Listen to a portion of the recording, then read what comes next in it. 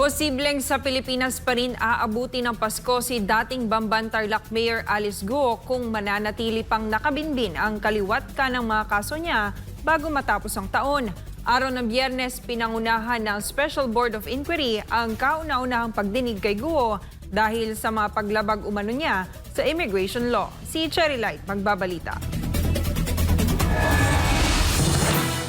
So right now, she is a Filipino citizen. Whatever allegations this honorable prosecution had is mere allegations. We have to await. And for that matter, I request, Your Honor, that this proceeding be dismissed until and unless this honorable institution of the judiciary will say. What I'm trying to say here is that ang tumatali sa iyong kliyente, si Ms. Alice Guo, at hindi natin pinagtatalunan yung birth certificate nasa korte nga Ang tumatali sa iyo, sa kanyang immigration violation, ay yung pagkakapareho ng thumbprint.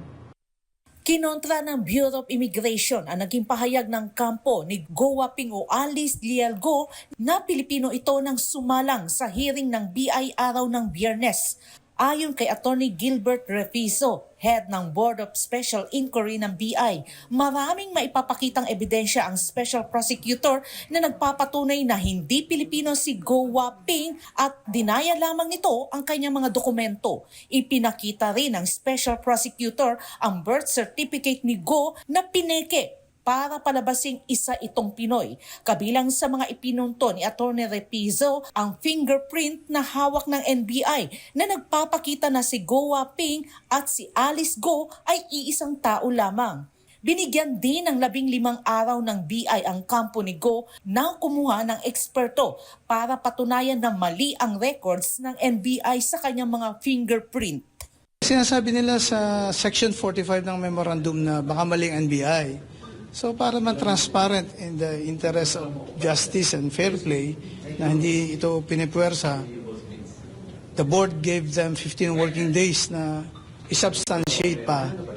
Pero siyempre kami ang magdidesisyon, isubstantiate yung Section 45 ng kanilang memorandum.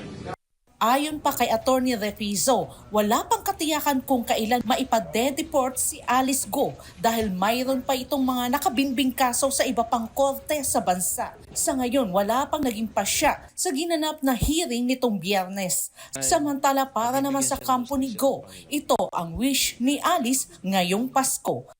Umuwi na siya. Mag-uwi na po. Saan po? Sa Tarlac? Saan po? Siyempre sa farm.